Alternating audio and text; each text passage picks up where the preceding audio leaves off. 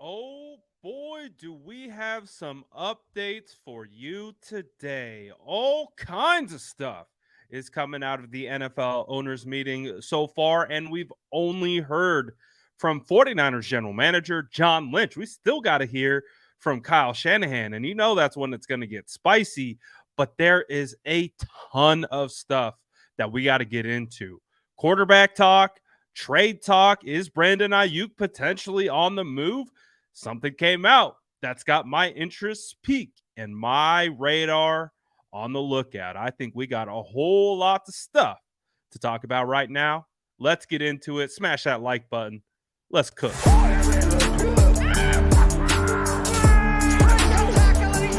Smash that like button if you haven't already. Love to see it.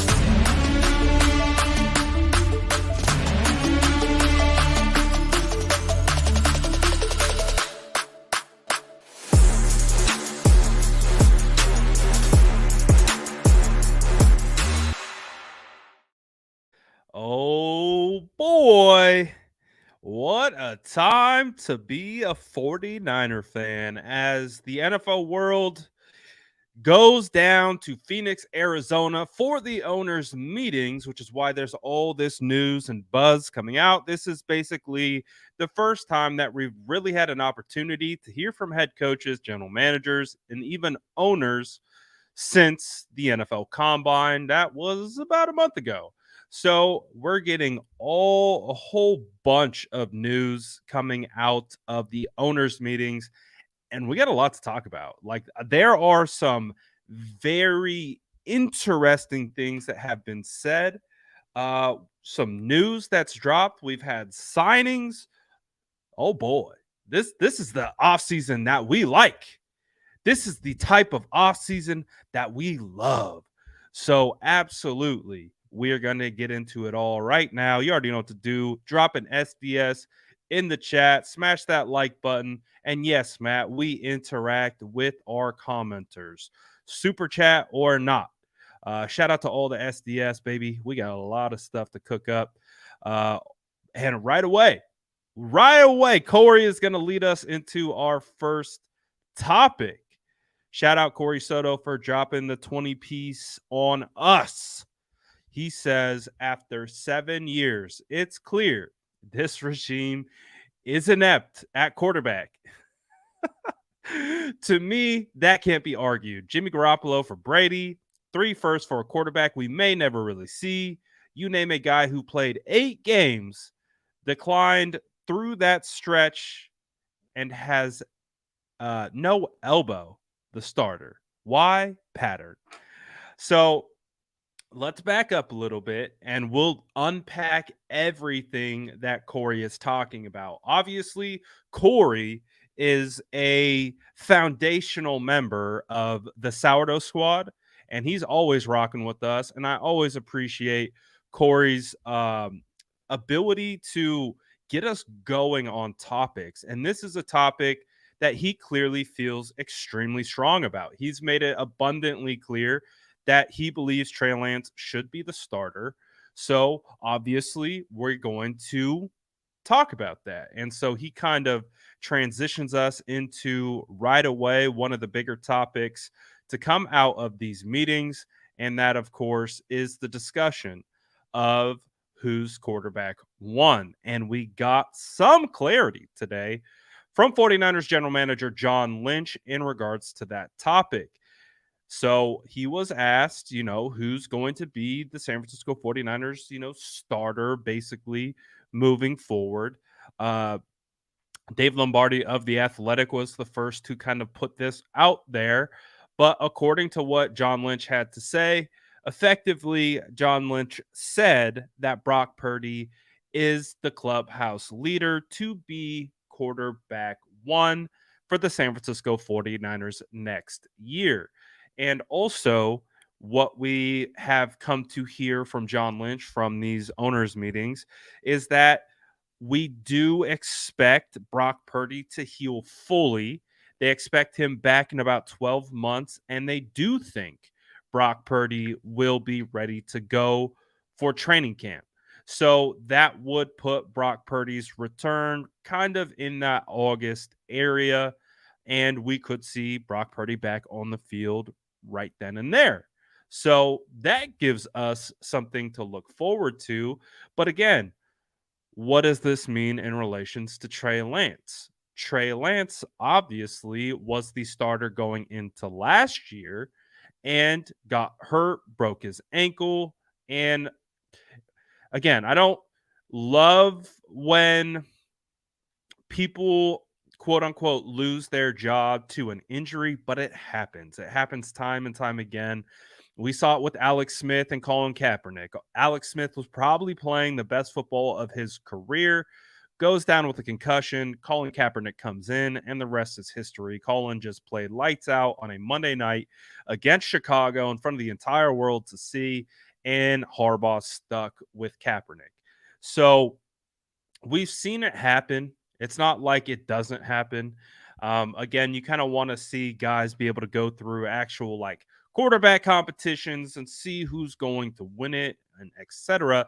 But I think when the question is asked, again, it's March. We're not going to really play or see any significant football from the San Francisco 49ers until late July.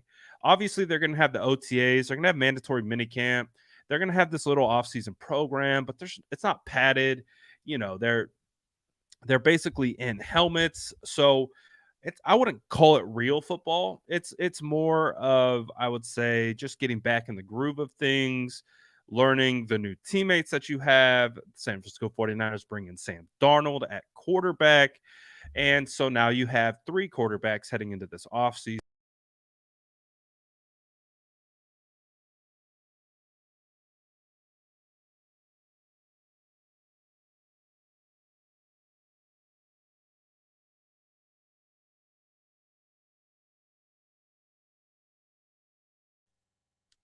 Oh, shout out StreamYard for kicking me off the stream.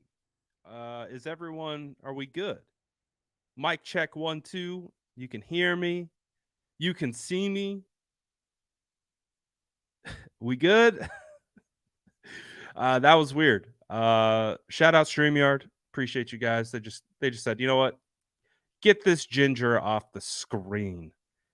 We don't want to listen to this guy. Get this ginger out of here. All right, we're good. All right, cool. All right, let's continue. So obviously, we know what the quarterback situation is turning into. We heard today from John Lynch that Brock Purdy is the clubhouse leader to be quarterback 1. And let's talk about that a little bit more. Let's talk a little bit more about what I think John Lynch is kind of talking about here. You also heard these same kind of thoughts from George Kittle as well. And I don't disagree with either one of them. I could totally understand how, at this stage in the game, you would rather just hear maybe it's a quarterback, which he alluded to. Let's make that clear. John Lynch did say this is going to be an open quarterback competition between all of them, Purdy, Lance, and Darnold. But we have to remember what Brock Purdy did last year. What Brock Purdy did was pretty remarkable. Um, it was borderline fantastic what Brock Purdy did. The way he entered, what he did when he entered, and how he continued that on throughout the year. He I can understand maybe being upset at this. Like, obviously, Corey's not loving that Brock Purdy has been effectively named the starter. I don't think this is locked in stone. Anything can change. It's football. Anything can flip on its head in an instant. But you have to look at what Brock Purdy did last year. Did Brock Purdy really put the league on notice? He put the league on notice from an evaluation standpoint. Like when I was at the combine, that there was so much buzz about Brock Purdy when the quarterbacks were talking, like, who's the next Brock Purdy? and how that's probably going to push up the value of maybe these late round quarterbacks that people, just kind of pass over.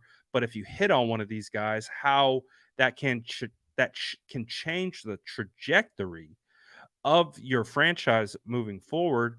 So I get it. Brock had the UCL repair. We saw him in the brace this weekend. So there's a lot to unpack here, right? There's a lot to unpack. But you can't discredit what Brock Purdy did last year. Now, next year is a different story, right? It's a story that hasn't been written yet. So how they're going into this offseason, like John Lynch said, if we were going to suit him up today, it's probably going to be Brock Purdy who would be taking the snaps at quarterback 1. And I don't disagree with that. I think that is the correct evaluation. I think you would have to do that. Even with both quarterbacks being injured, I think you really have to look what Brock Purdy did, not only on the field, but in the locker room. Clearly, Brock Purdy has made some believers out of these guys in the locker room, in the front office, all of it. So they believe in Brock Purdy. So I don't have that much of a problem with this. I really don't. I think it makes sense. I think Brock Purdy earned that. Uh, Obviously, now Brock just needs to get healthy and get up to speed. Um, but Corey Soto basically saying, the 49ers regime has been inept at quarterback. I mean, out of any out of any position, the San Francisco 49ers have had such a hard time with quarterback. I don't think there's too much disagreement there. I think when you go back to 2017, the 49ers famously passing on Deshaun Watson, Patrick Mahomes, trading up into the third to get CJ Beathard, just right there. The way the organization started, I understood the logic behind going Solomon Thomas and trying to build up your defense and maybe looking for Kirk Cousins down the line. But let's face it, that's how it started. It started with passing on 2 potentially generational quarterbacks, trading up for CJ Beathard, who is now currently the backup to Trevor Lawrence in Jacksonville. And then, okay, what comes next? The San Francisco 49ers trade a second-round pick for Jimmy Garoppolo. Now, I know a lot of people don't like Jimmy Garoppolo, but that's actually not a bad trade.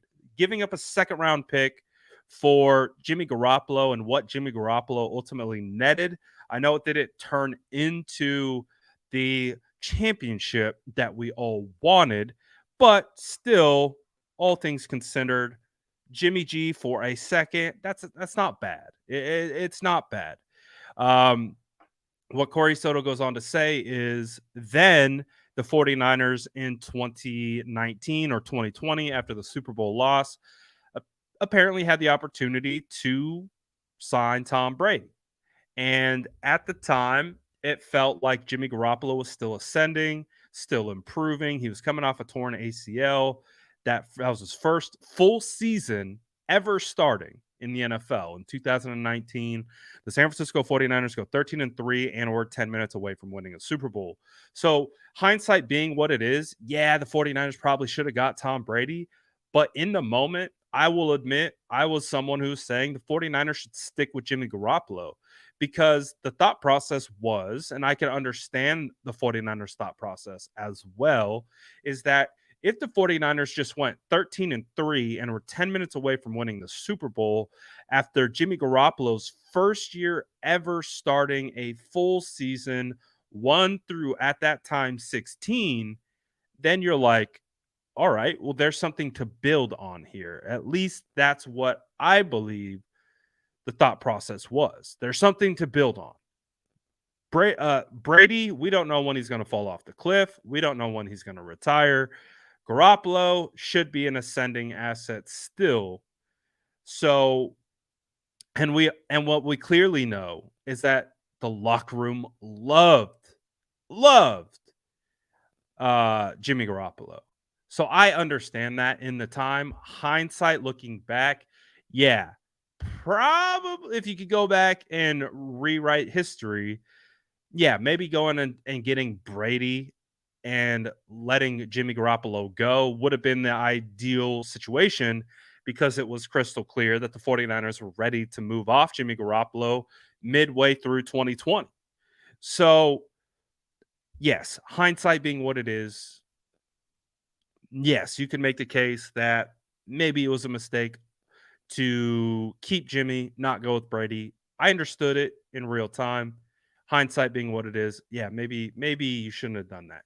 Then of course you trade the three first round picks, basically 2 first round picks and a first round pick swap to go up and get Trey Lance. And unfortunately, we just don't know what Trey Lance is. And I think it's a bit of a duality here with Trey because I do think Trey was making progress. I do think Trey, because I remember I watched almost every practice of Trey Lance and Jimmy Garoppolo in 2021. So Trey Lance's rookie year, competing against Jimmy Garoppolo in training camp. Honestly, they looked pretty even. And for me, because they looked pretty even, and you had the rushing floor or the rushing ceiling of Trey Lance, it felt like, hey, this is the perfect opportunity to go with Trey Lance and make Trey Lance the starter, which I always strongly felt that Trey Lance should have been the starting quarterback week 1 of his rookie season. But unfortunately, what happened with Trey Lance? Trey Lance busted his finger on his throwing hand against the Raiders in the final preseason game of the season. So, and we know he had to deal with that situation throughout that his rookie year. He was constantly working on that finger. But then he gets the opportunity to start, and we know what happens, so on and so forth. So the thing with Trey Lance, and then Trey Lance gets hurt again his next year. There's a lot to unpack here. There's a lot to unpack here in regards to the 49ers being inept. I wouldn't go totally that far. Um, but I do think there has been some misses with the 49ers at the quarterback spot. But since Trey Lance has been here, it's been like a roller coaster of situations, issues. Then Trey Lance, I truly believe when Trey Lance got to start week 5 against the Cardinals, that if he didn't have a knee sprain in that game, he would have started against the Colts. And maybe the 49ers win against the Colts with Trey Lance's legs. And then they go into Chicago with Trey Lance as the starter. But the Chicago game is where Jimmy locked down the start. So there's a butterfly effect in regards to the quarterback situation in relations to Trey Lance. Now, heading into this offseason, Trey Lance is going to have an opportunity to try to win that job. I'm going to say going into OTAs, Trey Lance is going to be the quarterback 1 under center, and it's up to Trey Lance. It is up to Trey Lance to prove to every single person in that organization why he should be quarterback 1. It's up to no one else. Brock Purdy, the reason why we are calling Brock Purdy the starter right now is because he proved to the entire NFL, to the entire fan base, I wouldn't say the entire fan base, most of the fan base, but clearly proved to that locker room and that organization what he's capable of.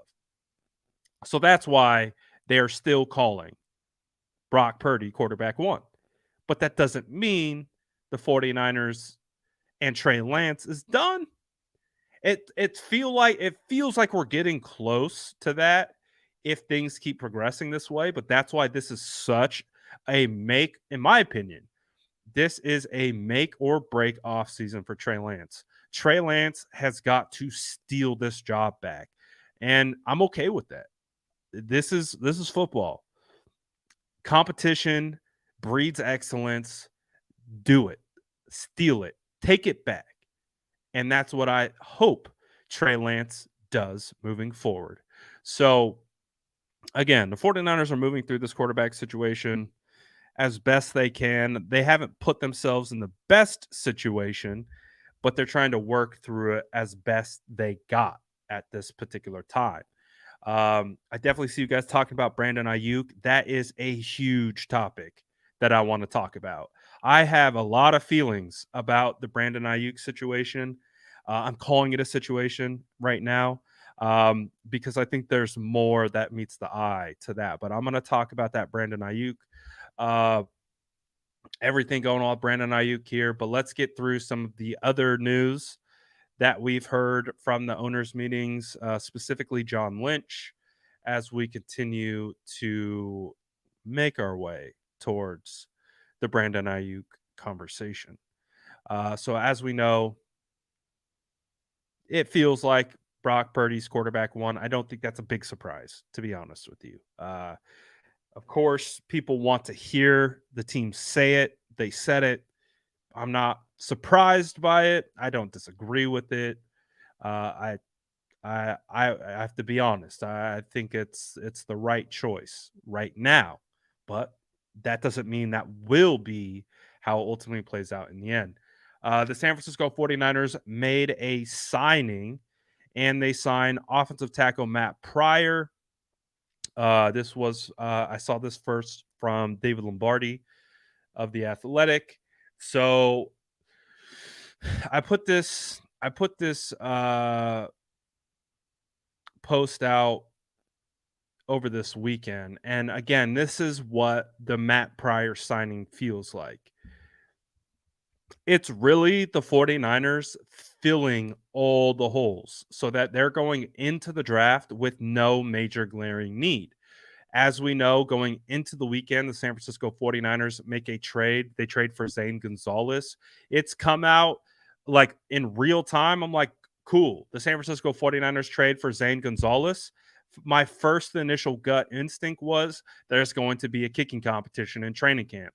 I don't think the 49ers are going to go into next year with Zane Gonzalez as kicker one.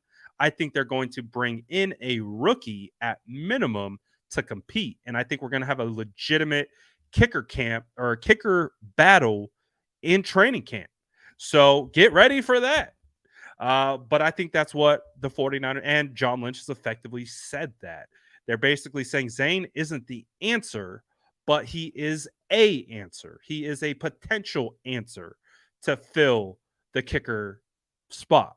So that's what we were talking about. We were talking about with Jason Aponte on State of the Franchise right before this went down. We were like, the biggest glaring hole on the 49ers roster right now is kicker because there's zero.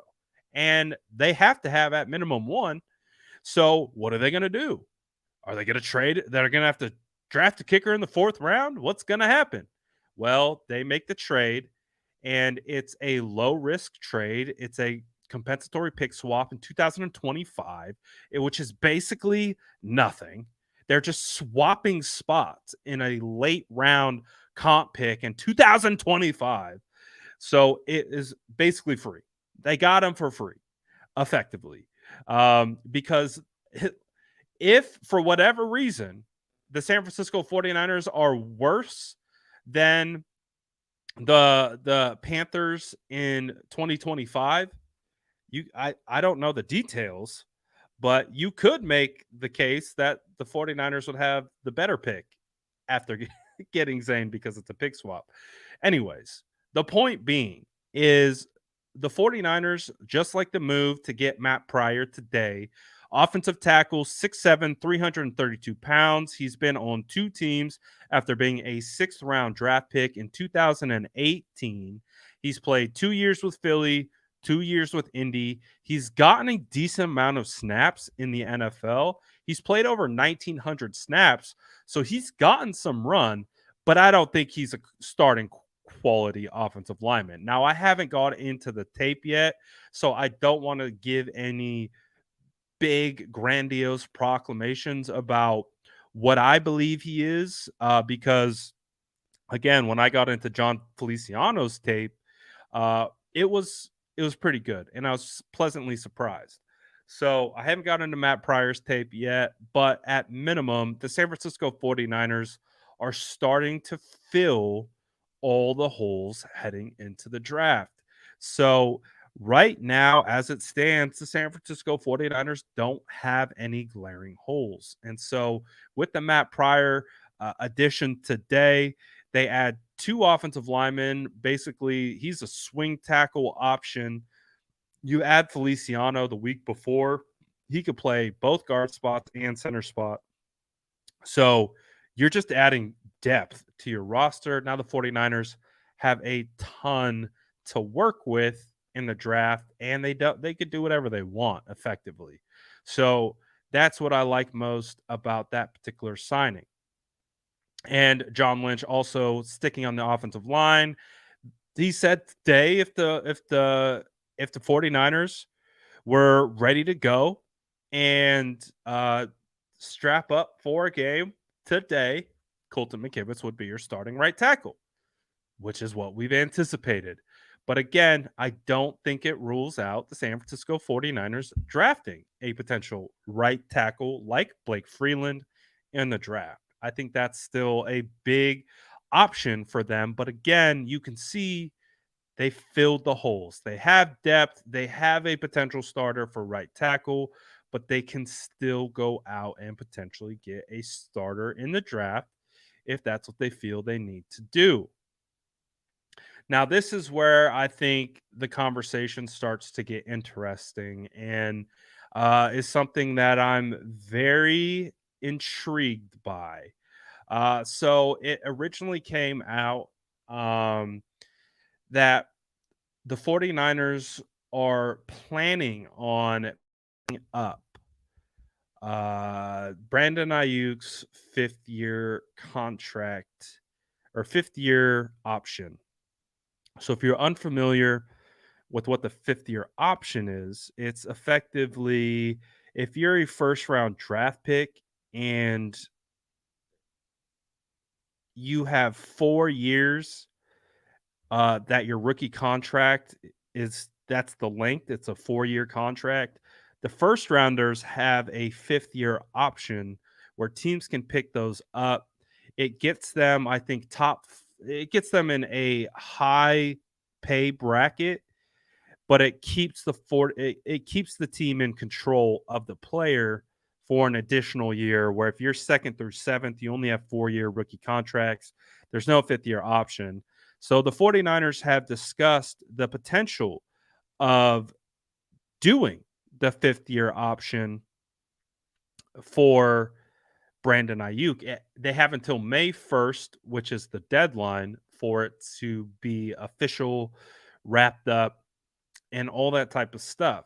So originally this was good news. I'm like, thank goodness the San Francisco 49ers are planning on picking up his fifth-year option. Now, it's not official yet, but I do think it carries a lot of weight that they're saying it publicly, and especially as we're going to continue this topic of why I think that's the case.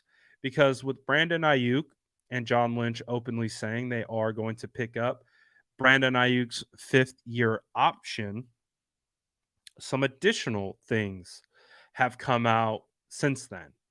And what I find to now be fascinating, I think you can tie this back to Brandon Ayuk's tweet last week, which is interesting. Again, we spent a lot of time on it, going back and forth about what he meant. Is this in relation to contract negotiations, or is this just Brandon Aiyuk saying he's that guy?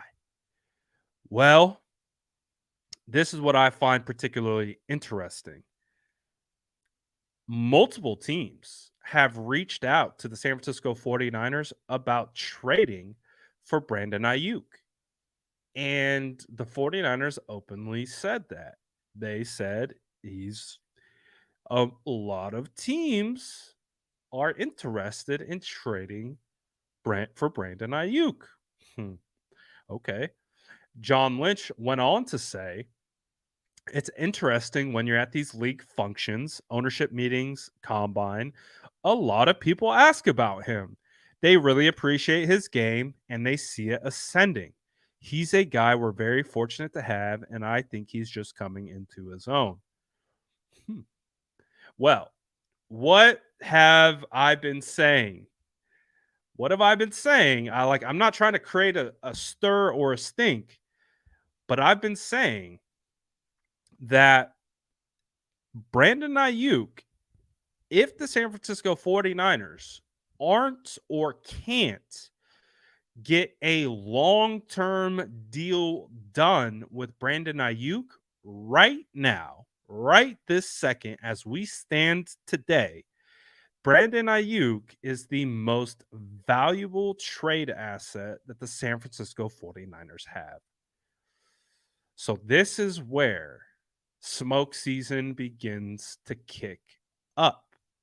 This is where we have to be on our toes because this isn't my first rodeo. I've seen the writing on a wall for our team, other teams. I feel like I've got a bit of a sixth sense about this type of stuff. Now, I'm not always right, but what I do think that we have, I don't think we're out the weeds. I'm going to give you my honest opinion. I don't think we are out of the weeds with a Brandon Ayuk potential trade. Like, clearly, not only do the San Francisco 49ers value Brandon Ayuk, but so do other teams. And what is the big issue that the San Francisco 49ers have right now? They have paid Trent Williams, Debo Samuel, George Kittle, Fred Warner, Javon Hargrave. Nick Bosa is going to get paid this offseason. There's a lot of people paid on this roster right now. And there's a lot of people making a lot of money. And the 49ers only have so much money. And yes, the cap space will continue to increase year after year. That will happen. But what is fascinating with this whole situation is that Brandon Ayuk finds himself in a situation where and we know this. We spoke to Brandon, and you heard it from him directly. He wants to be featured as a number one. He wants that type of workload. He wants the football. We've known Brandon and how he's evolved as a player. I mean, what I asked Brandon, I was like, did you block ever before coming into the NFL? And he's like, no, I've never blocked. I never blocked at community college, never blocked in high school, never blocked it at Arizona State. His blocking was developed in the NFL with the San Francisco 49ers because he had to, because of the way the offense works and him not being potentially the number one target in the scheme. You have to get in where you fit in. And with Brandon, he had to develop that aspect of his game. And right now, we could probably talk about Brandon Aiyuk as being one of the best blocking wide receivers in the NFL. Now, give him an opportunity to be wide receiver one in a type of offense that features wide receiver. Right now, our feature players are like Christian McCaffrey and George Kittle, with Debo Samuel sprinkled in based on last year. So, what I find fascinating about this is that Brandon Ayuk puts out that tweet last week, and we are like, What's this tweet? Brandon Aiyuk doesn't tweet this stuff. He doesn't use Twitter. He really barely posts on Instagram. He doesn't say a whole lot. We know that about Brandon Aiyuk. He's very quiet, kind of reserved, kind of a guy. And he's talking about he's the fourth option in a run heavy offense. He stands on his business. And he knows his worth. So I am not going to put my head on my pillow at night and be like, Brandon Aiyuk is going to be a 49er for years to come. I do believe something could happen.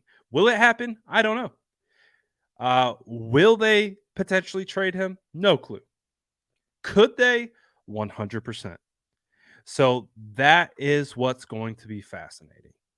Is what happens from here until May 1st? What happens from here till the draft? I think if I had to look at Brandon Aiyuk from kind of like a timeline perspective, like is he potentially going to get traded? I would put the next milestone being the draft. If he makes it through the draft, gets the 5th-year option picked up, then obviously I'm going to feel a whole lot better about Brandon Aiyuk playing for the San Francisco 49ers in 2023. Beyond that, not sure. Beyond that, there's still some questions. But right now, we're just trying to get to 2023 with BA. So that's kind of where I'm at. And the fact that teams are admittedly reaching out, looking to inquire about him. Clearly, John Lynch is alluding to the interest around Brandon Aiyuk. And if you can trade your fourth option in your offense as if he were a number one option, talk about value.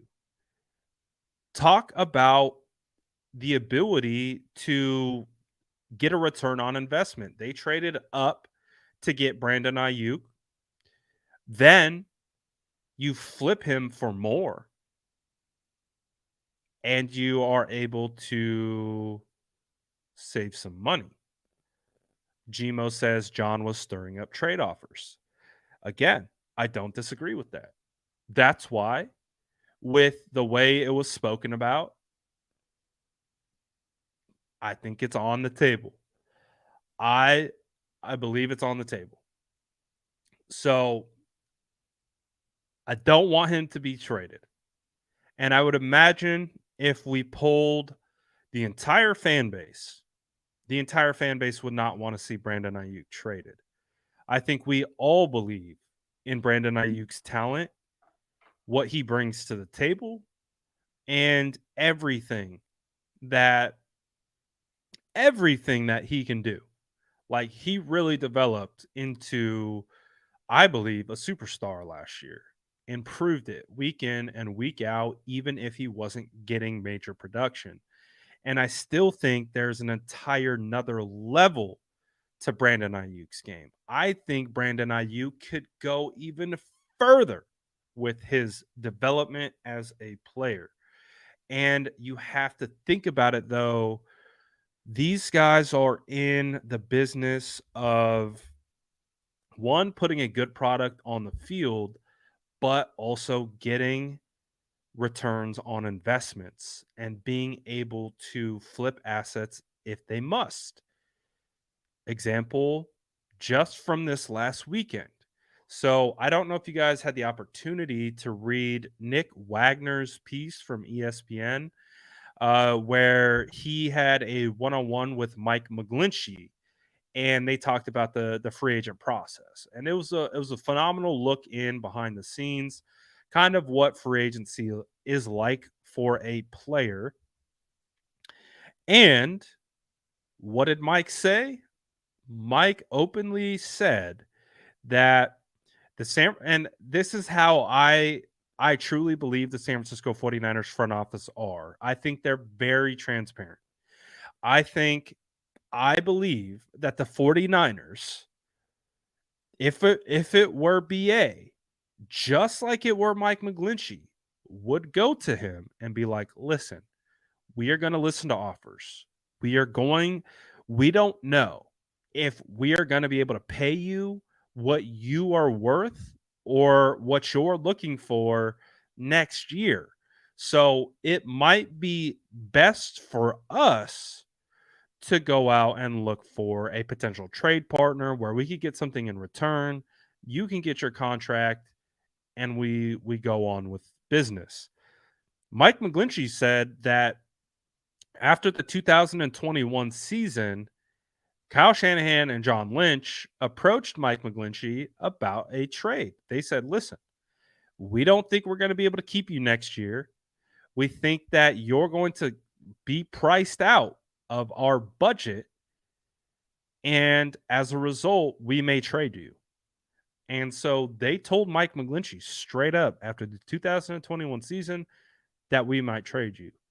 And again, it makes sense from the business side of football. Now, I know us as fans, we don't go through, some of us do, but not all of us. Some of us are just here for the product on the field, right? We're here for touchdowns. We're here for interceptions. We're here for big plays. We're here for W's. Like, we're here for the product on the field.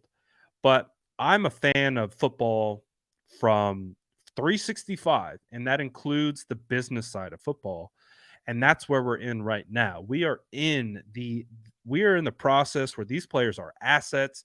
You got players changing teams, potential trade conversations happening, and the 49ers are going to keep all their options open.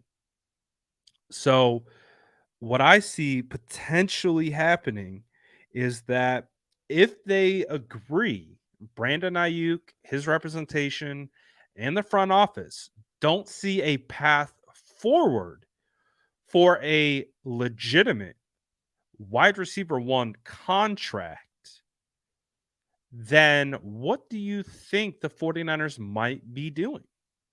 They might be talking about Brandon Aiyuk as a potential trade target.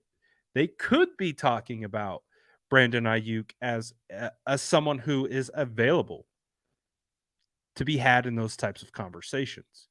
So I don't know. What do you guys think? Again, I'm just kind of ranting and going. I'm getting my whole thought process out. I I've been feeling like this for a while, even since we did the Ayuk interview, and I asked him if he thought he would be a 49er. And he said it's not up to him. He said he would love to be a Niner. He would love to be a 49er, but it's not up to him. And so to me, that's where my brain started turning. The wheels started turning. Is Brandon Ayuk a potential trade target? Because, like I've already discussed, he is extremely valuable. Remember what Jerry Jeudy was trying to fetch, or the Denver Broncos are trying to fetch for? They're trying to fetch a first for Jerry Jeudy. Jerry Jeudy has been like 1/8 of what Brandon Ayuk is currently right now. Jerry Jeudy, all he can do is run pretty routes. That's it. He's got drop problems. He's not a blocker. I've never been a huge fan of Jerry Jeudy. Is Jerry Jeudy supremely talented as a route runner? Yes, he is.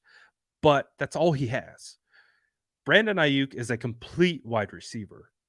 And especially where teams are adopting more Kyle Shanahan run philosophies and you need your guys on the edges to block, that becomes a more valuable asset.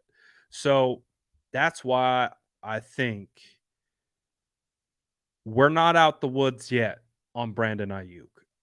If we're up to me and we had unlimited money, I'm keeping Brandon Ayuk. Like, I'm keeping him. I'm making him our wide receiver 1, and because he's 25 years old. He's got a ton of untapped potential. That's the crazy thing about Brandon Aiyuk, is he's got a ton of untapped potential still. And I would say he's a bit underutilized. But at what cost are the 49ers potentially willing to keep him? And that's where this conversation, I think, is currently at. If I had to give an honest opinion of a player that I respect, that I want to be a 49er for the team, that one that I cover, but I also am a fan of, there's a lot of conflicting feelings when you're talking about this, right? Like, I want to be a fan and I want to be like, listen, Brandon Ayuk's not going anywhere. This guy is the definition of a 49er. The 49ers spent a first round draft pick on him. He ain't going anywhere. Like, just lose the thought process. But like I said, I'm also a fan of the NFL. I'm a fan of the business side of the NFL. And I I I feel like I can see the writing on the wall in some of these scenarios.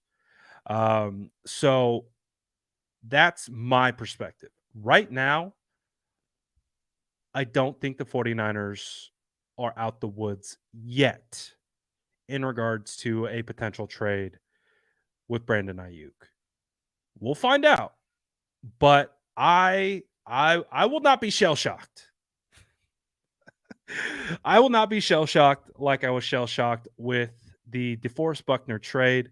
Um, and again, the DeForest Buckner trade is just a reminder to us that this league is transactional and players are assets.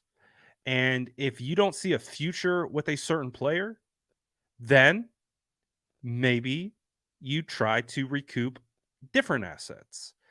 And then that kind of even transitions us into a conversation about Trey Lance. John Lynch didn't shut any doors on any potential Trey Lance trade, opportunities. He jokingly said, as he said before, if Kyle Shanahan or myself, John Lynch, we got an offer for us to get traded, we would consider it. We would consider trading each other. They're basically, as we know, they listen to all offers. Nothing is taboo, and they will listen. So the fact that we know that the 49ers are listening to trades for Brandon Aiyuk, the fact that we do know there could be a contract negotiation hang up with what Brandon wants and what the 49ers want to pay.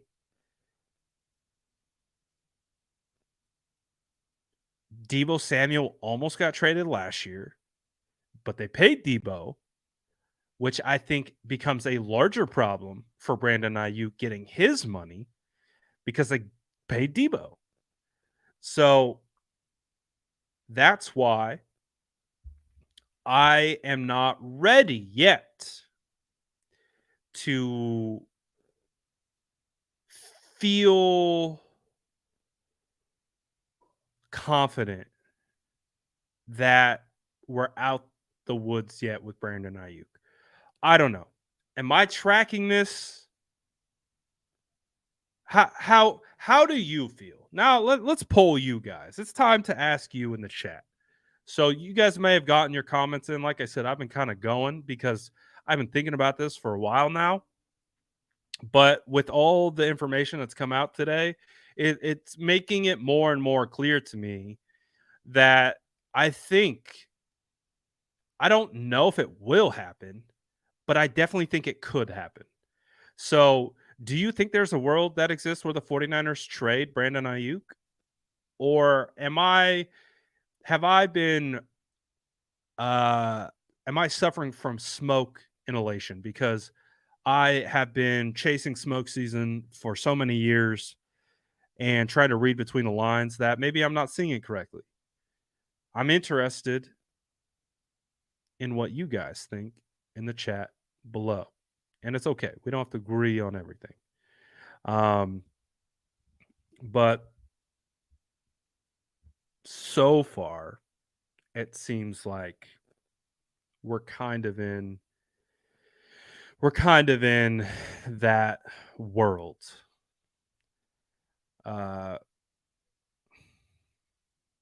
Oops, I wanted this one. Brad, pick up the 5th year. Next year, extend him, make his cap hit lower. By the time his contract is big, Debo contract will be ending. Again, it's really important to keep in mind. I hear what you're saying, and I'm not a cap architect. I will not pretend to be an expert. I will dabble in it. And this is me dabbling in it. The San Francisco 49ers would have to pay out Brandon Aiyuk a guaranteed $14 million this year if they pick up his 5th year option, which would carry a $3.9 million cap hit. So the cap hit would be marginal if they were to pick up his 5th year. So I could absolutely see the San Francisco 49ers picking up the 5th year and keeping Brandon Aiyuk because a $3.9 million cap hit is extremely manageable. So I could see that happening. 100%. And maybe we make it through the draft. Brandon isn't moved. But just like they said to Mike McGlinchey, they picked up his 5th year option and they said we might trade you. So that could be the same thing that they're saying to Aiyuk. And remember, they loved McGlinchey. I think that's very important to remember. You, as a fan, might not have loved Mike McGlinchey, but inside that building, they loved Mike McGlinchey. Mike McGlinchey to them, kind of was like a Joe Staley. They viewed him as a foundational guy. They loved Mike McGlinchey inside those walls of Levi's. And they still talked about trading him. So, not saying they don't love Aiyuk. And great point, Niner faithful. They absolutely loved Buckner. They love Buckner. Buckner was the guy. He was the leader. He was the man in that locker room, and they traded him. So again, we are in the business side of football. It's a different world. This world that we're living in, where they're at the owners' meetings and they're talking with different team personnel and coaches and GMs and play. This is a different world. This isn't the game day type stuff that we talk about. This isn't X's and O's. This is money. This is assets. This is recouping assets. This is building long-term success for your team, even if it feels like it's not a right now type of success for your team. So they could do something like this. I don't think it's out the realm of possibility. But I think if we look at the 49ers track record up until this point, it feels like they would be more willing to recoup assets than to, again, I can't look into the future. I don't know. Typically they backload. That's also another thing to remember about the way this team typically and or historically does contracts. They like to backload. I think Eric Armstead is due $20 million this year, but that wasn't the case the first 2 years of his deal. It's backloaded. So the cap hit, I can't see into the future. They're you got Prague is a genius. He'll figure it out, but they're gonna know the real answer. I'm just gonna hypothesize, and all that good stuff. So, what I do believe is It's interesting. Justin says, I feel like the 5th-year option was posed at the owners' meeting as increase your offer or we're picking up his 5th year. Yeah, that's what I'm again, like I'm the guy, just so we're crystal clear of like my personal track record. I'm the guy that when Dave Gettleman spoke to the New York Giants media after extending OBJ at his opening press conference to discuss the OBJ contract extension. This is going a couple years back. I'm the guy that said when I heard him say we didn't sign OBJ to trade him, I said, yes, you did. I said, oh, yeah, 100% you did. You're like, oh, look at the dead cap. There's no way they're going to move OBJ. I was like, they're going to move OBJ. They're 100% going to move OBJ. I do not believe that guy at all. Again, I am a bit of a smoke season veteran, and there's specific tools that we have to help us work through this type of year, like this time of the year. And it's really important to understand that everything that we hear, unfortunately, isn't truth or what we think it is or how it's intended to be.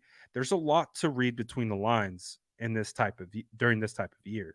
So I listened to Lynch's comments and I'm like, okay, like everything that I already was feeling, I'm like, all right, it's time. It's time to address it. It's time to have a conversation about it because, listen, I've seen it too many times.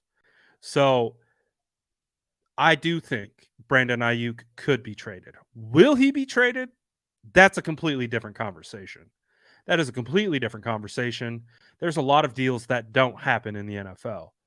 So there is 100% a possibility that Brandon Aiyuk is not traded and is a 49er and plays on the 5th-year option, and somehow they get a contract that still exists. So I don't, like Gammon says, lie to me. It's Monday. Help me out here. I don't want to make you believe that he will be traded. I don't want that to be the case. However, I also don't want to be naive in the sense that thinking that there's no way he gets traded. Like, oh, there's no way that the 49ers trade him.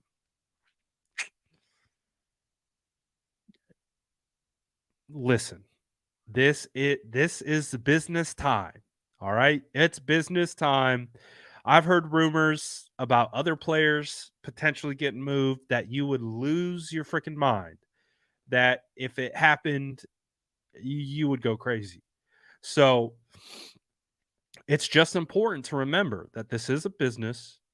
We love these players, but we have to really evaluate this time of the year through like business colored goggles. All these guys are assets with dollar amounts attached to them that have certain kickers, and they're going to want to get value wherever they can. And right now, Brandon Aiyuk might be the most valuable 49er in a potential trade. So we'll keep our eyes open. Remember, it's smoke season. We don't have to believe everything. We just again, and the whole purpose is we don't want to get blindsided by anything, right? We don't want to get blindsided. We want to be prepared. And I think the biggest thing is Brandon Aiyuk could very well be a San Francisco 49er next year, and this is all for nothing. But I do think it is important to at least talk through the scenario and just understand that it does exist. Does it happen? Don't know. But it does exist. So, Gammon, if there's anything specific you want me to lie to you about, let me know in the chat below, and I will do my best. to make you feel better. Shout out Gammon. And we got another super chat. We got back-to-back super chats. Look at that. Love to see it. Tia says, so if we trade BA, we're trusting Debo to make those types of catches BA makes on third downs. So draft another receiver. I like Debo, but BA is better. Let's ask this question to the chat. Just again, we're gathering information, trying to gauge how you guys truly feel. If you had to pick one receiver, you could only have one. Debo Samuel or Brandon Aiyuk, which receiver would you choose? Drop it in the comment section. Which one would you choose? Are you choosing BA or are you choosing Brandon Aiyuk? And so far, I think this question's been posed a couple times. I know Aponte actually got Debo trending on Twitter for basically posing the same thought process of, hey, if it came to one or the other, I'm probably sticking with Aiyuk. And if you look in the chat so far,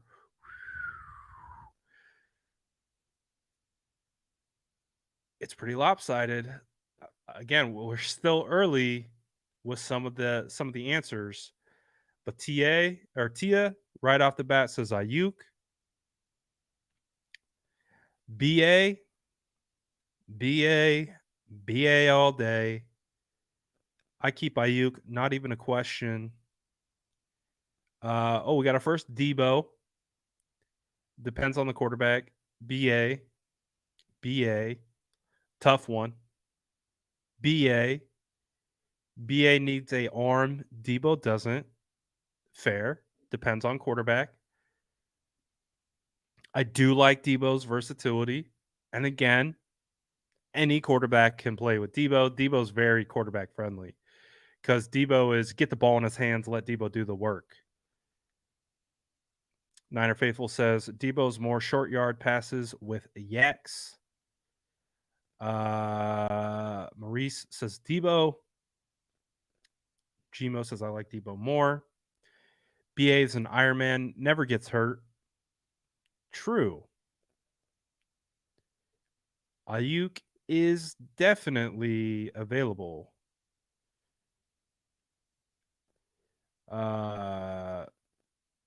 Ryan says Debo can do what, or CMC can do what Debo does.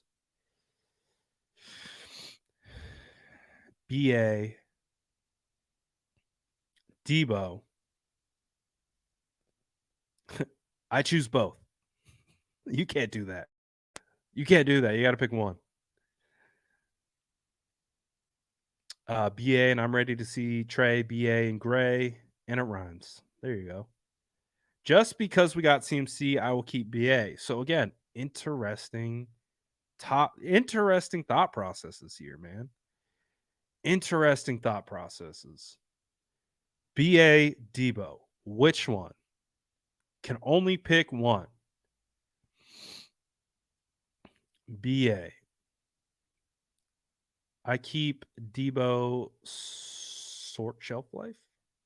Or wait, no, BA. Debo.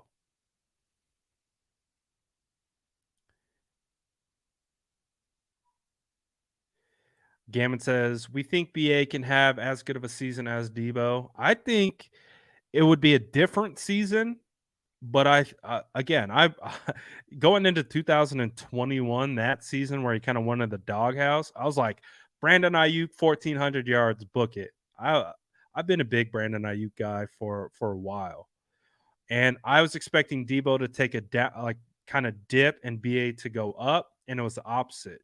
Debo went off, BA dipped. But then we got the opposite last year. BA went up, Debo dipped a little bit. So it's really tough. It really is. BA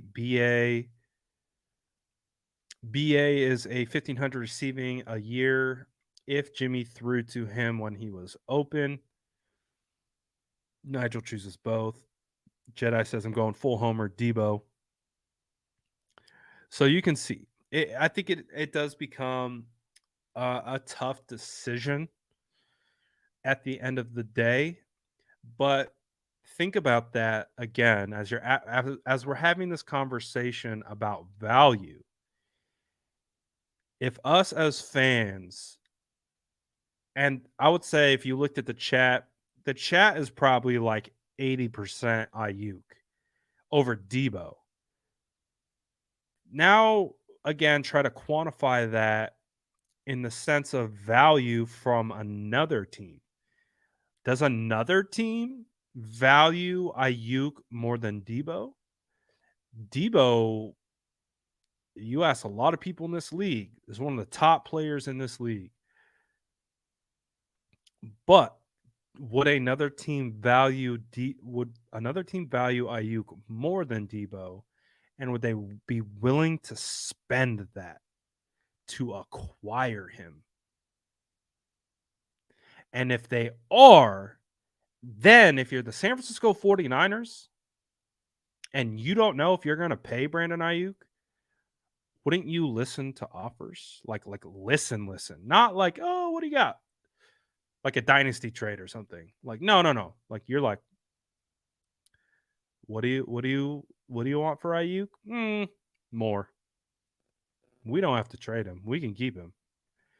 But what do you want? More? We need more. And now imagine a team gives them that package. Again, it's hypothetical season. I think it's best to kind of interpret this time of the year through every angle. I don't think you shut off one situation over the other. I think you have to stay open minded, and it will be fascinating to see if any team actually provides the 49ers with a deal that makes them go,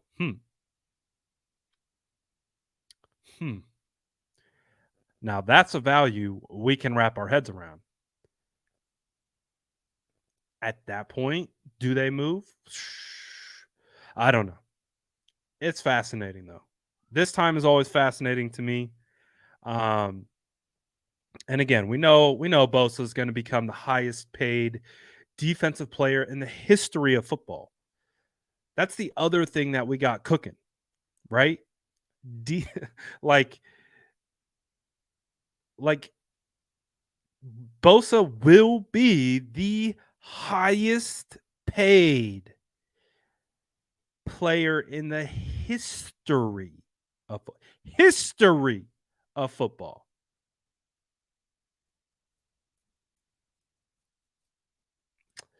Woo, that's a lot. That's a lot. Gammon says, Brad, who would you hate to see lined up against the 49ers in the playoffs? Ooh, this is a good question. Ooh, this is a great question. BA or Debo? I like the spin on it. We haven't looked at it from this angle. And if you guys in the chat want to answer this question as well, because I think it is a little bit of a different angle than we've looked at thus far. I think it's a little bit of a different angle. Who would we hate to line up against in the playoffs? BA or Debo?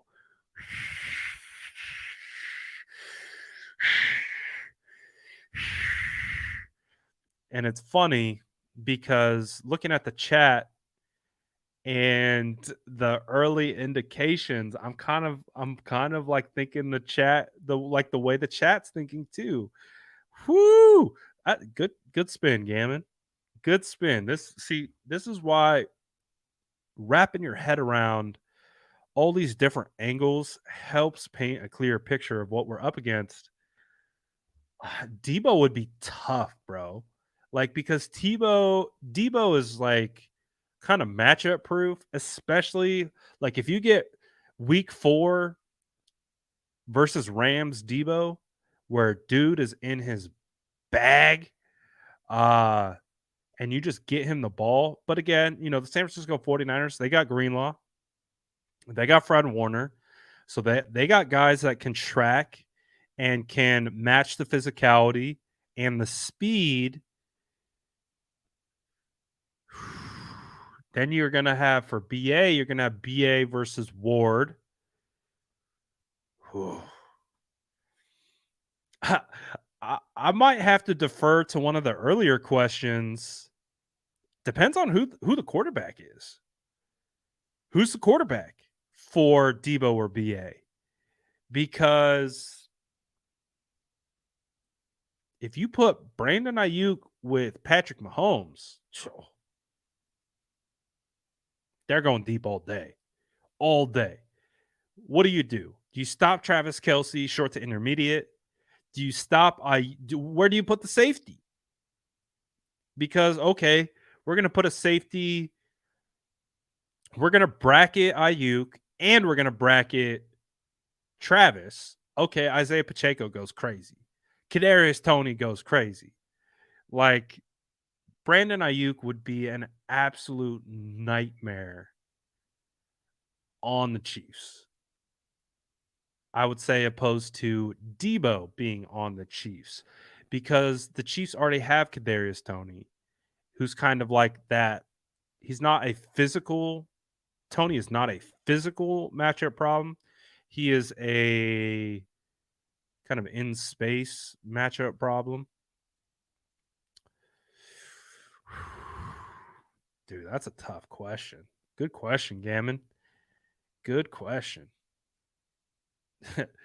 Brian says Debo on the Raiders would kill us because Jimmy would just pepper Debo. Man, that would be tough. That's a tough question. Who would I rather face, Brandon Aiyuk or Debo Samuel? Oh. I would shoot. I would probably, if I have to answer the question. I can't run around the question this whole time. I would rather. This is hard. Even if it's a hypothetical, I probably got to say Debo.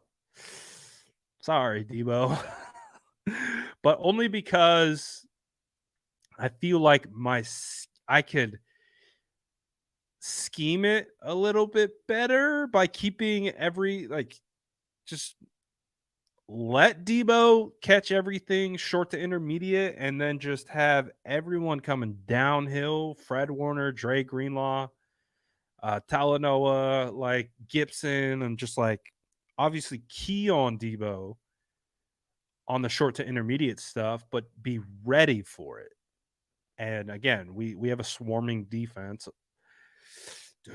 And we have good tacklers. That's part of the, I think, problem for Debo in this scenarios. We have a good defense. We have two of the fastest linebackers sideline to sideline in the NFL, two of the hardest hitters that would definitely be able to help whoever is tasked with guarding Debo. But that is a tough question. Good question, Gammon. That was a tough one. Got my head spinning on that one. We're getting into variables, which means who's the quarterback, what team, which means it's not as cut and dry. That's a tough one. That's a tough one, man. I'm going to destroy your name, and I apologize because I appreciate the super chat.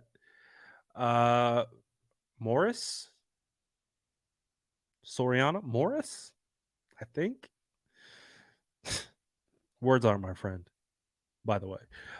Says, what if we ended up trading Debo and keep Aiyuk as wide receiver 1 and let Ray fill in the Debo role a little bit, and we let Danny Gray, JJ grow, or draft?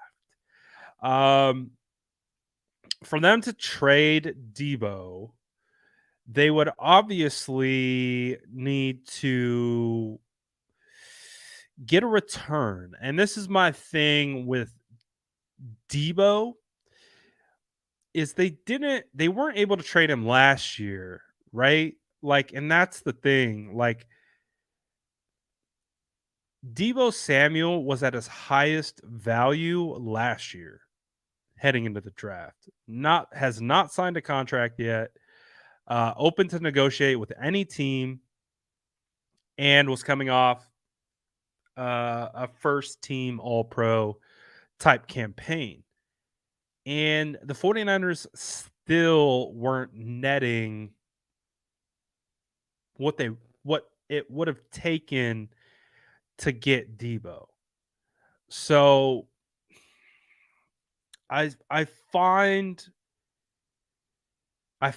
trading Debo now after he's signed and had a bit of a fall, like a down year compared to the year before, I would find that you'd get even less value for Debo at this time, because then the team's trading for the contract and they're going to want to take the compensation is going to take a hit because of the contract. So you're going to get even less value in return. So I mean, if we had to hypothetically say like that wasn't the case and they trade Debo, yeah, you could absolutely keep Brandon Aiyuk. You could use Ray in a bigger role. You could also see what Danny Gray turns into, and of course, you could draft. But I think trading Debo feels more unrealistic, I think, at this point than trading Aiyuk, just because of the way everything lines up. So I understand where your head's at. But again, in the business of ROI, 49ers are trying to get their best return. And I think the best return that they can get right now, today, is from Brandon Aiyuk. Can they net? So I think what the 49ers are probably trying to do, like, again, let's talk about it a little bit more of like what that compensation will look like to maybe feel okay with a trade of Brandon Aiyuk. Brandon Aiyuk was the first round draft pick, right? They moved up into the draft. I would say at minimum, the 49ers want more than what they traded for Brandon Aiyuk. So I'm going to look up what it took for the 49ers to trade up into the first to get Aiyuk.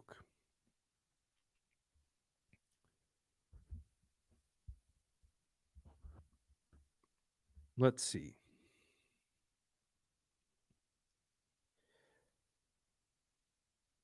I typed in 49ers trade for Brandon Aiyuk, and I'm thinking like draft stuff's gonna pop up. Nope. It is all the it's all teams are reaching out to Brandon Aiyuk. Or reaching out to the 49ers for Brandon Aiyuk. All right. So the San Francisco 49ers had the 31st overall pick in the first round. They traded with Minnesota to go from 31 to 25. They gave a pick 117 and pick 176. So I honestly think that is a pretty solid, if we're talking draft pick compensation. 117 is a fourth rounder. 176 would be what, a sixth rounder? So if you gave the 49ers a first, a fourth, and a sixth, I would say that would be the asking price for Aiyuk. Or I would say the bottom, if that makes sense. Like, that's the bottom value. First, fourth, sixth. Like, that's if the trade doesn't start there, it's a non-conversation. It's a thank you, hang up. Like if that's not where the value lies when the offer comes in, it's a non-starter, right? So anything above a first, fourth, and sixth value, kind of what Brian's saying, first and a third sounds fair. First and a player, first, but it's first and. So the 49ers had a hard time getting a first for Deebo Samuel. So if they could get a first for Aiyuk, it would be very, very interesting to see. And again, if you guys are just joining, this is not me trying to trade Brandon Aiyuk. I don't want to trade Brandon Aiyuk. I think Brandon Aiyuk is a valuable, very valuable commodity to this team. I think he's an ascending player that's only going to get better, and would love to see Brandon Aiyuk on this team for years to come.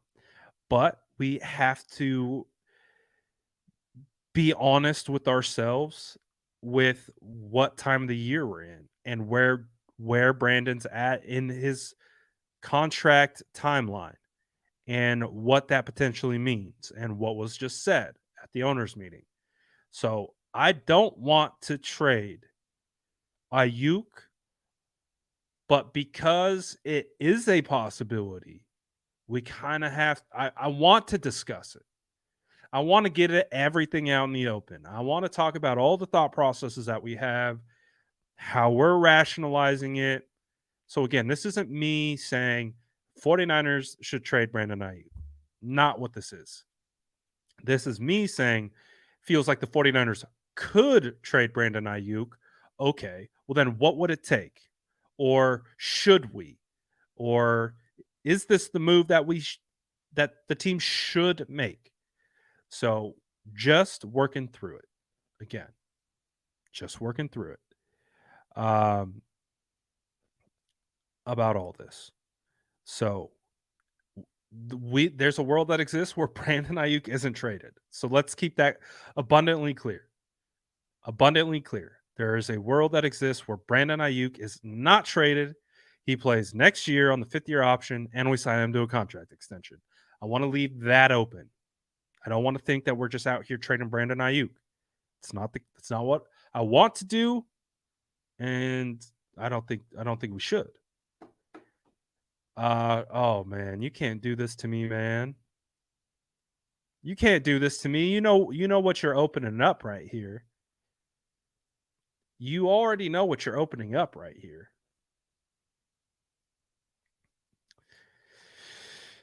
So I would be lying to you. Like, this was the first thing I thought about when the Panthers made that trade. This was the very first thing. Like I think we were on live. I think we were on live when this trade happened. The very first thing. Because like I've said to you before, in the back of my head, I'm like, I think BA could be traded. Do I think he will be traded? I have no idea. But I think he could be traded. And so because I have ADHD, I'm a range of outcomes person. So my brain has this like ability, so I can run through just all these different outcomes. And this is one of the first outcomes that my mind landed on. Was like, man, okay, if they don't have an intention of keeping him, which they should, and they should pay him, and they should keep him, and they should make him a cornerstone and be one of those guys that is a Niner for a long time. But if they don't, what are some options? The Panthers lost. They traded DJ Moore. Do they need a wide receiver one? Do they plan on paying Brandon Knight or BB? I don't know. But anyways, at the end of the day, man, the hope is that the 49ers get this done. They pay Brandon Aiyuk, and Brandon Aiyuk is the San Francisco 49ers for a player for a long time. Would I trade him for Brian Burns? I would only trade Brandon Aiyuk if the 49ers told me, like, if the 49ers come to me and ask for consultation for Brian Burns trade, because as you know, I am the expert when it comes to hypothetical Brian Burns trades. If the 49ers came to me and they said, listen, Brad, we like Brandon Aiyuk. We love what he brings to the table, but we're looking at the way these contracts are working and positional value and all these different types of things. And we don't see the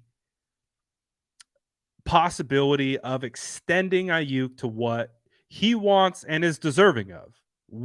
And they come to me and they say, we don't know if a deal's going to get done. So because we don't think a deal's going to get done, we are going to look to trade him. Then I would consider it. Definitely. But again, I'm only considering it if a deal can't get done. If you can get the deal done with Aiyuk, keep Aiyuk. I like Aiyuk that much.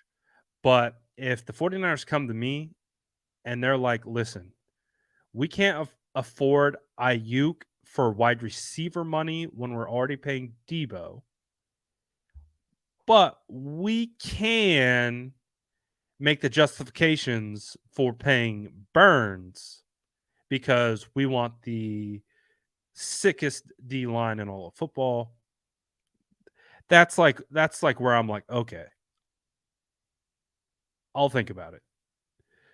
Because you guys know I love Brian Burns, probably one of my all-time favorite players. But it'll be fascinating. Again, what this comes down to. What the 49ers choose to do, if it's an option, if it's not an option, if we're spinning our wheels and nothing ultimately comes to a head. It'll be interesting. It'll be interesting to see how that all works out. But again, Boomer Matt, it's a great point. Burns is going to require a big time contract extension as well, so it becomes a little bit more unrealistic to get Brian Burns if we're having those same conversations for Aiyuk. But hey, that's it's hypothetical season. This is just hypotheticals. We're not campaigning for anything one way or the other. We're just working our way all through these options. So it'll be fascinating, man. I think it's a fascinating scenario. With the way everything was said today. There you go. That's how you get value, and you get some cost controlled assets by turning to the draft.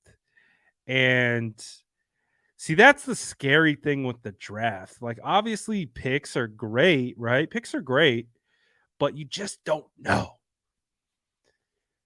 I feel like if you're gonna move Aiyuk, I want to know. I want to know what I'm getting. I want to be like, all right, like, and I do think Kancey is going to be dope. But again, just fascinated by, like, okay, what are the prove it type guys you could get? So fun times, man. Fun times.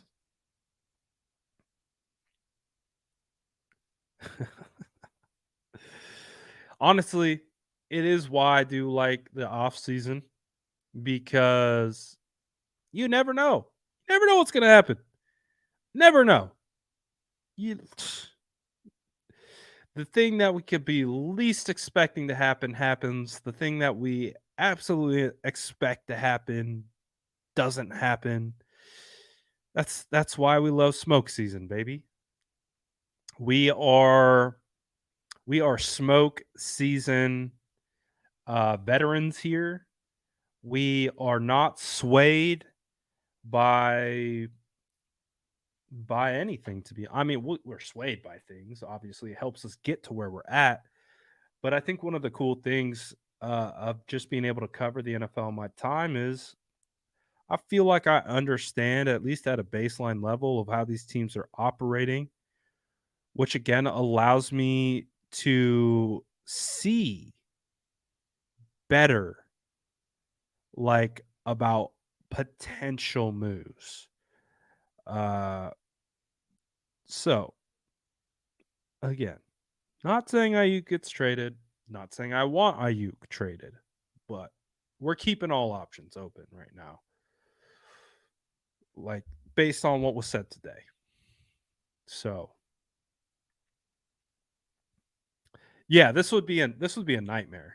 This would be like we're still kind of like dealing with that with like Kinlaw. Like if we're being honest, like obviously default for Kinlaw doesn't make us feel all warm and fuzzy on the inside. I understood the logic behind it, and if Kinlaw like just could stay on the field, then I think we're okay. Like because I think Kinlaw is a very talented football player, and I think he could be really good. It's just again, it's like your best ability is availability. It's the conversations that we're having like around Trey. Like it's just we just got it just it's not their fault. I don't think players go out of their way to intentionally get hurt. Uh, but hey, we'll see.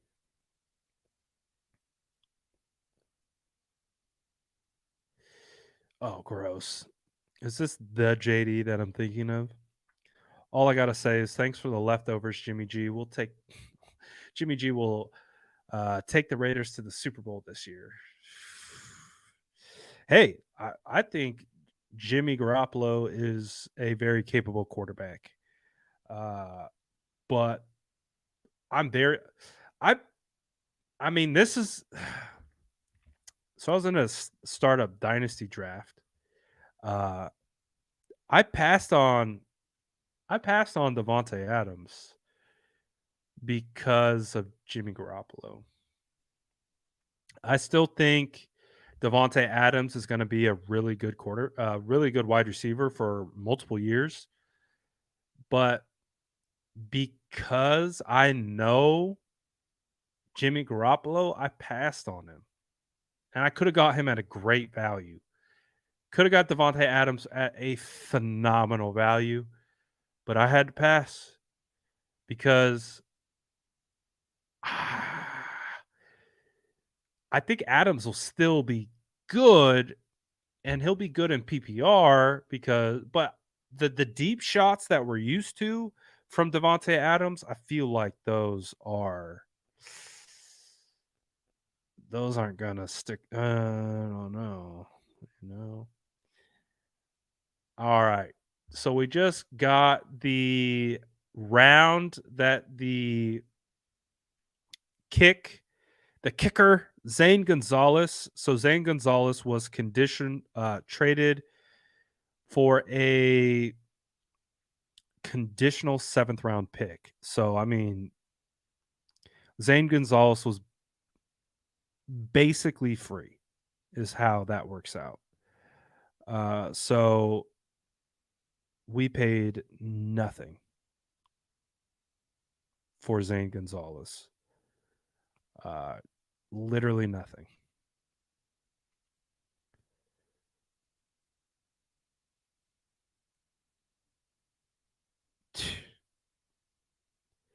I love that clearly the San Francisco 49ers and the Carolina Panthers have this like trade synergy. I know, like, isn't that fascinating for a guy like me who loves Brian Burns and how the 49ers have this front office like synergy with the Panthers? Like, and I don't think it's because of Wilkes. The Christian McCaffrey trade happened when Wilkes was he the interim yet? Wilkes might have been the interim at that time. So I don't think it was because of Wilkes. Wilkes isn't orchestrating trades. That's above his pay grade. So I love that, as being a guy who just loves the idea of getting Brian Burns onto this roster somehow. I love that they have this trade, this synergy between front offices, man. Panthers are like, "Hey, man, we're gonna cut Zane. You want him? You want him for free? We'll do a conditional 2025 seventh round pick swap. Nothing, free. Want him? You can have him. We're gonna cut him. You can have him for free. We'll just swap picks in the seventh round." Like, yes, we need a kicker. We'll take it.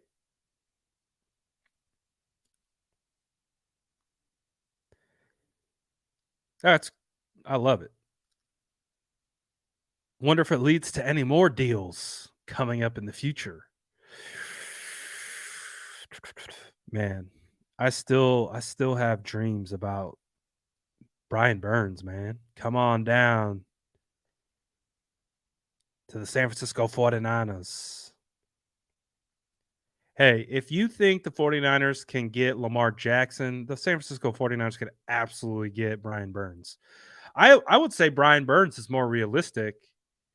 Uh, I would say Brian Burns is more realistic than Lamar Jackson.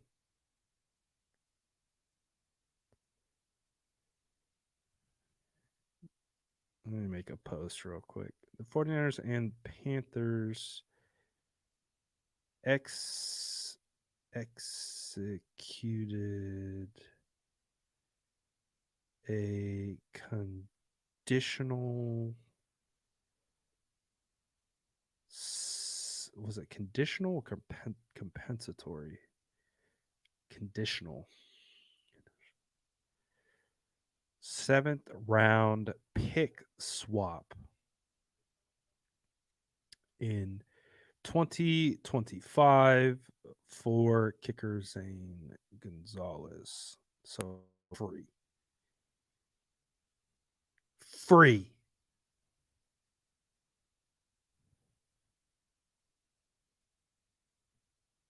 The 49ers got Zane Gonzalez for free.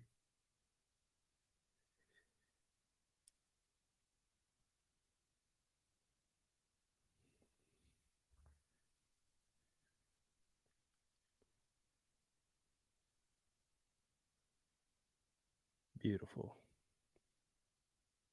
Talk about value. Talk about return on investment. Cheap. Trade compensation. 49ers and Panthers executed a conditional seventh round pick swap in 2025 for kicker Zane Gonzalez. Send tweet. Sent tweet. Post to Instagram and Facebook. Post.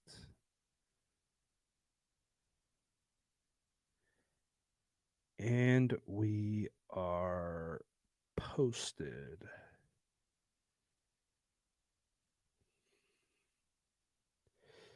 Okie dokie. All right. We're posted.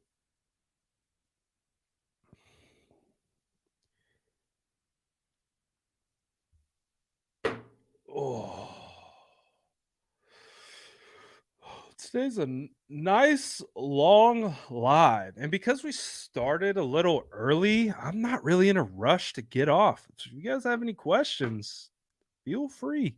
Just kind of waiting for some news to drop. I have no idea when Kyle Shanahan is supposed to speak to media. I'm guessing at a certain time he will be, but I don't know exactly when that is.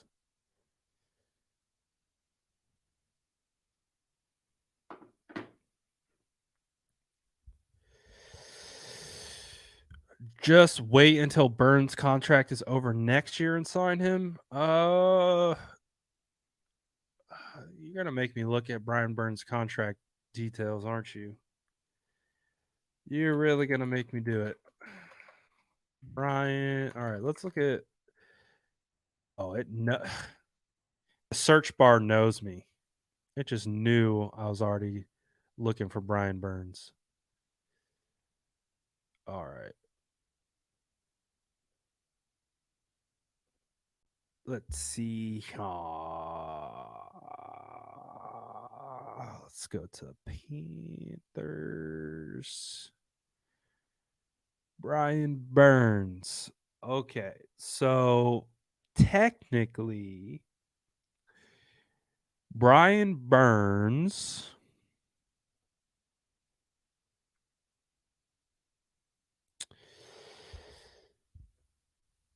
is playing. Yeah, damn. Oh, man. And he's 24. He's about to be 25. So basically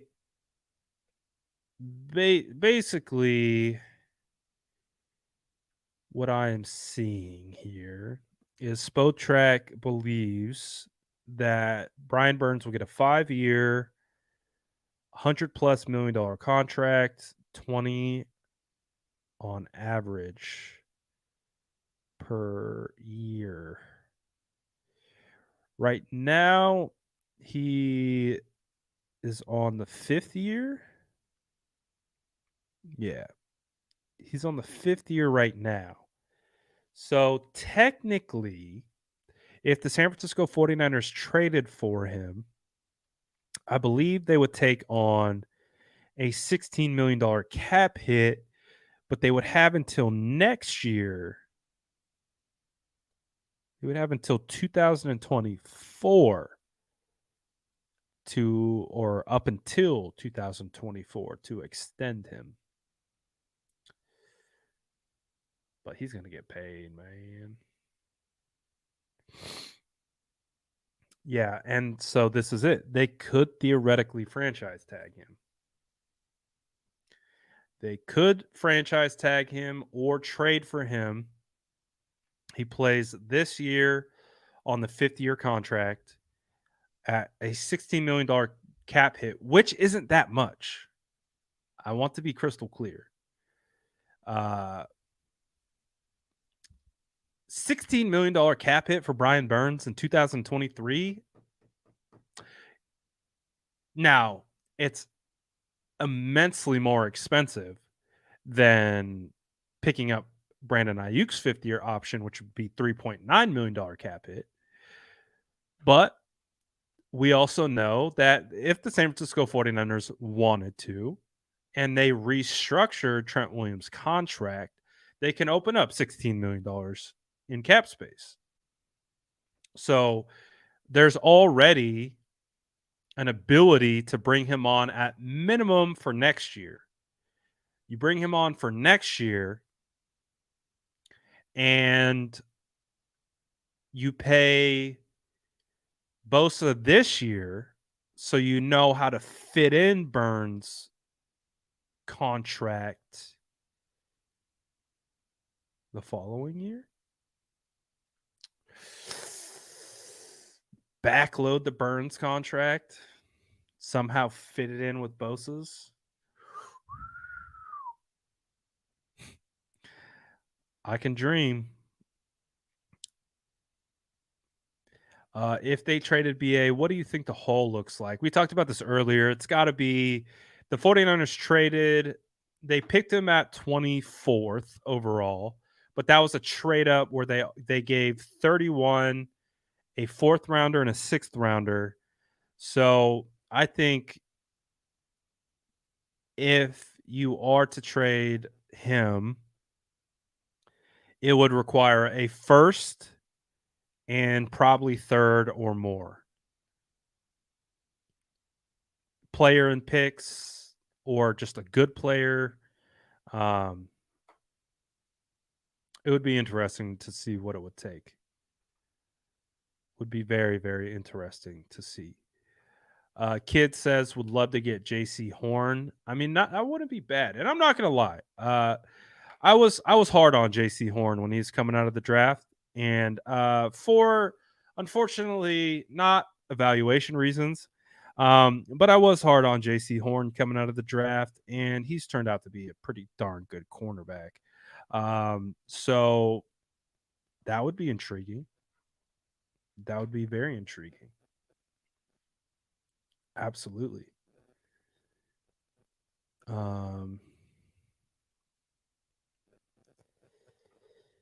Brad, Aiyuk has to be the guy who we don't move no matter what. His skill set suits Brock more than Debo's. Listen, I don't disagree with you from a football standpoint. Like on the field standpoint, I feel like Brock and Brandon definitely have a much more cohesive kind of working skill set opposed to Jimmy Garoppolo and Debo Samuel. I felt like Debo and Jimmy, they fit really well together because Jimmy doesn't really go deep. Jimmy's, he's pretty good. Dude, I'm gonna say this. I think Brock proved to be even better than Jimmy at the short to intermediate. And I thought Jimmy was really good at that. But I think Brock proved to be pretty damn good at short to intermediate. Even I think Brock showed that he's better than Jimmy in the screen game. Jimmy really struggled when it came to throws to the flat. Really, when you look at it. So Brock fits he fits both wide receivers better. He fits Debo better, and he fits Aiyuk much, much better. Because Brock will actually go deep. He will actually challenge deep.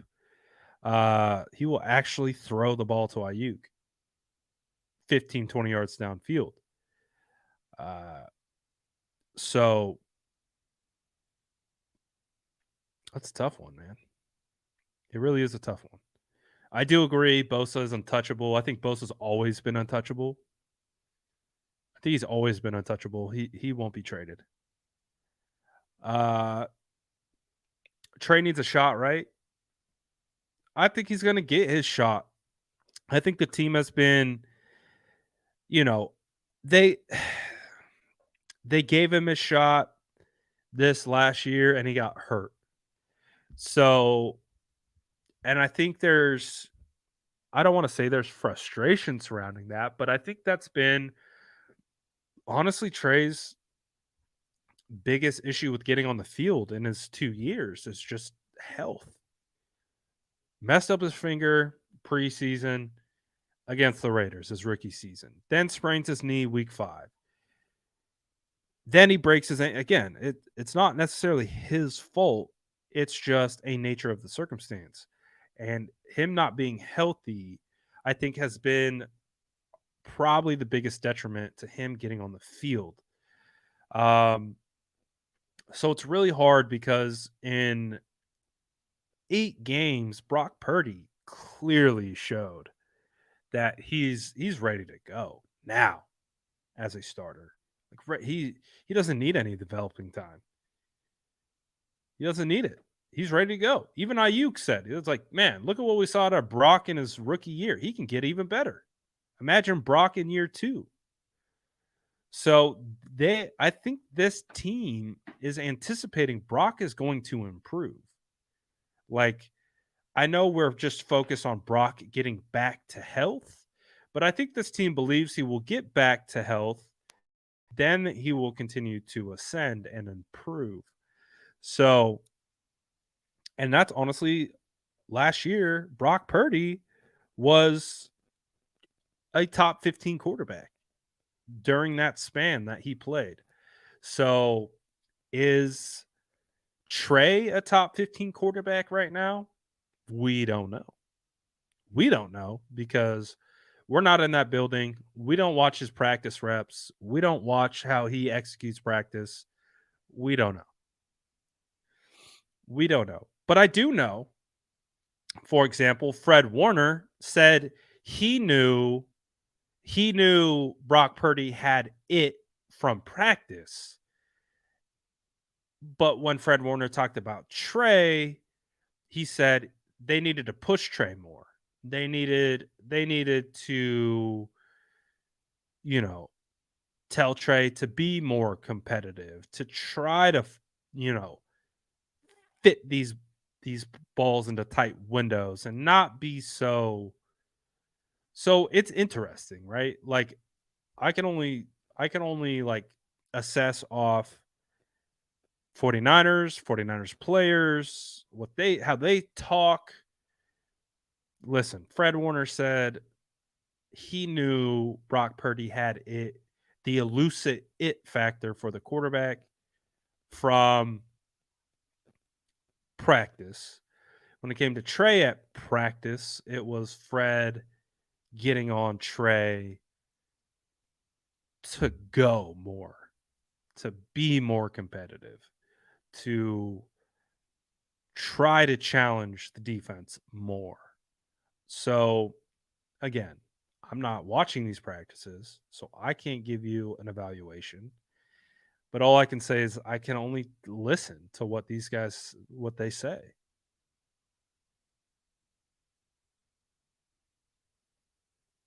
Time to scout wide receiver. Yeah, it'll be interesting. It'll be interesting. I know they're scouting. I know for a fact they're talking to wide receivers. They met with Tank Dell, Houston wide receiver Tank Dell at the combine. They met with Demario Douglas, my draft crush right now, who's more, I'd say he's more Debo than he is Aiyuk. Demario Douglas. I mean, even Tank Dell, I would say they're not physical. I don't think Tank Dell is very physical, but they're very shifty type, make guys miss, um, and all that type of stuff. Uh, but they are scouting wide receivers. We do know that. We definitely do know that. So, but that's their job. Their job is to scout everyone.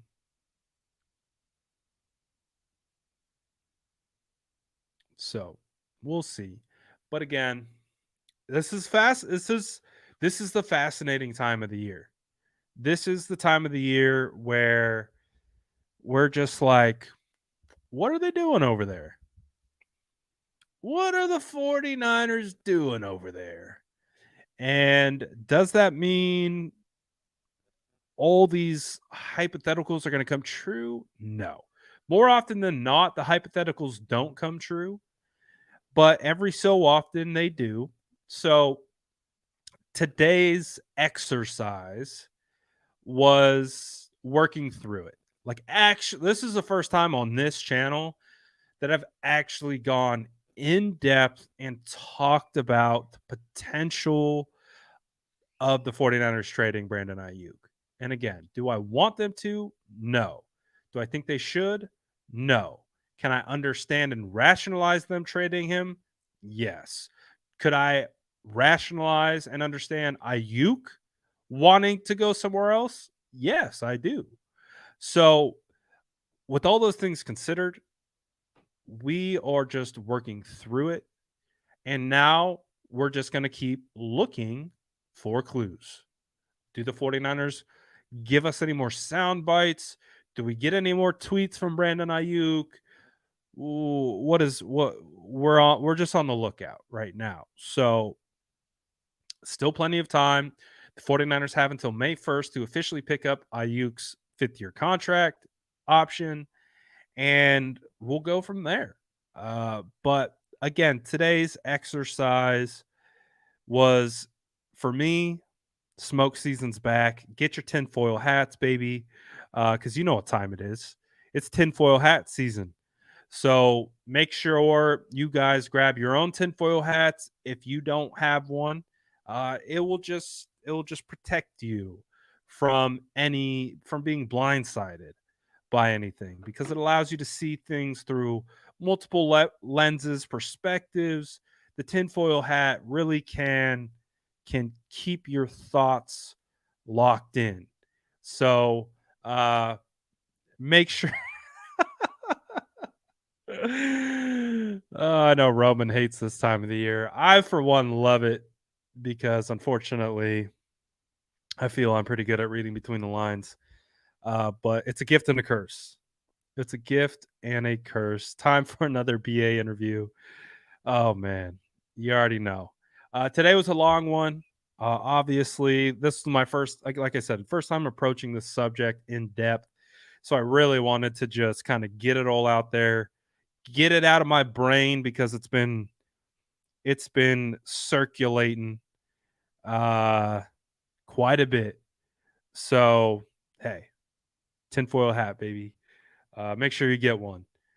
Shout out to everyone in the chat. Grab your cookies if you stayed the whole way through.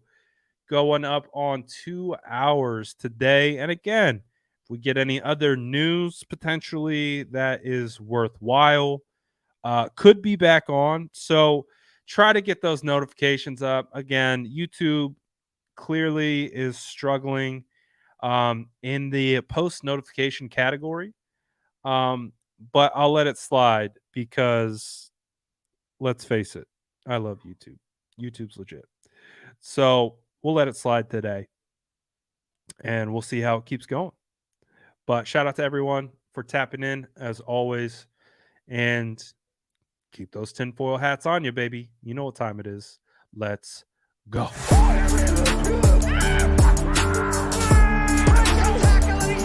Smash that like button if you haven't already. Love to see it.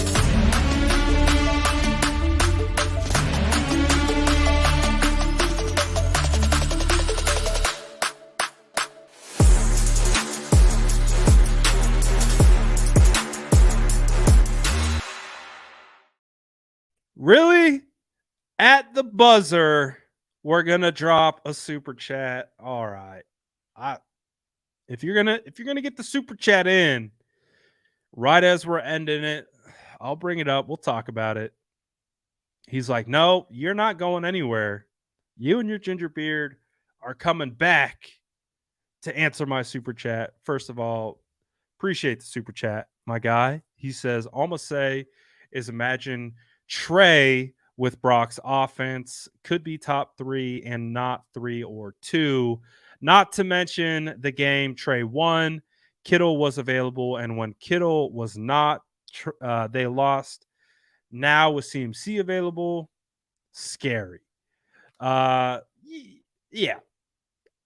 Again, I have questions. I would love to sit down and have a conversation with Kyle Shanahan. I would love to be a fly on the wall and just be like, or I wouldn't even need to. Like, if I was in that organization and I was watching practices develop, and you would know why. We would know why there's 2 offenses.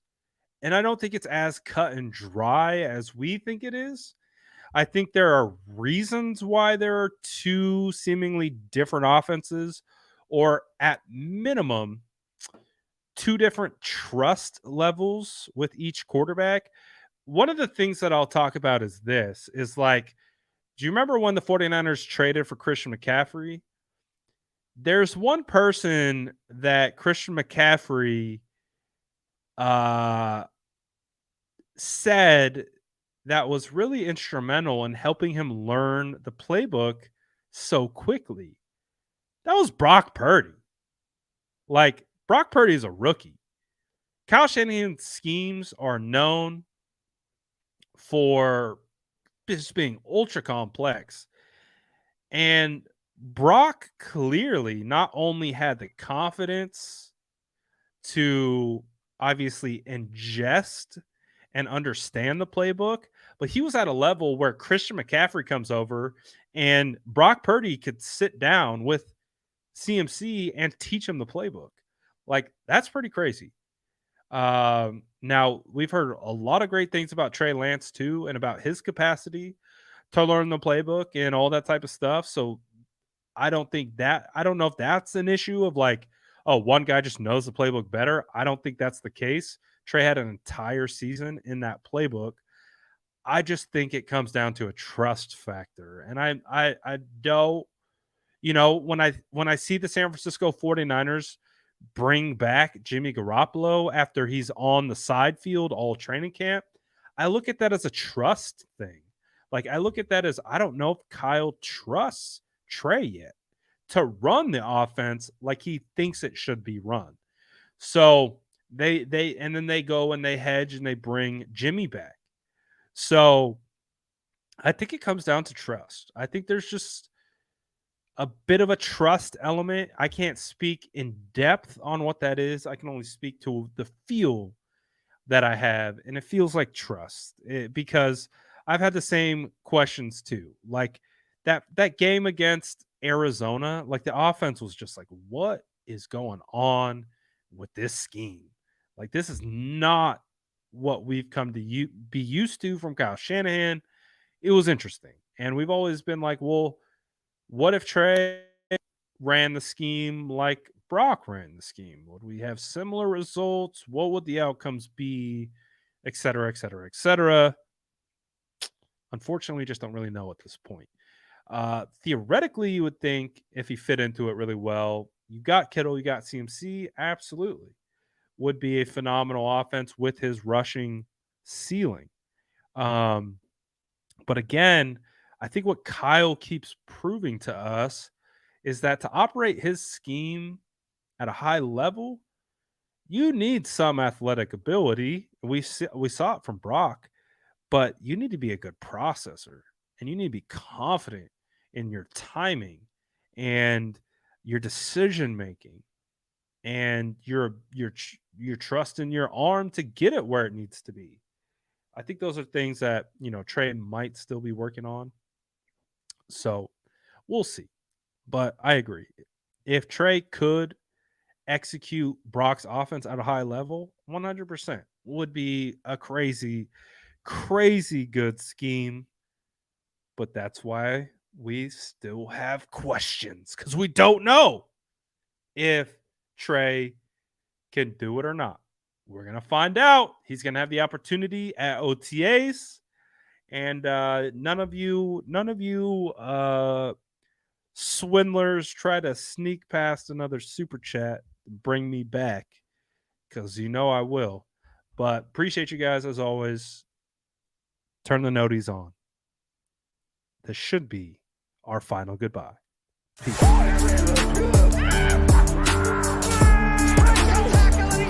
Smash that like button if you haven't already. Love to see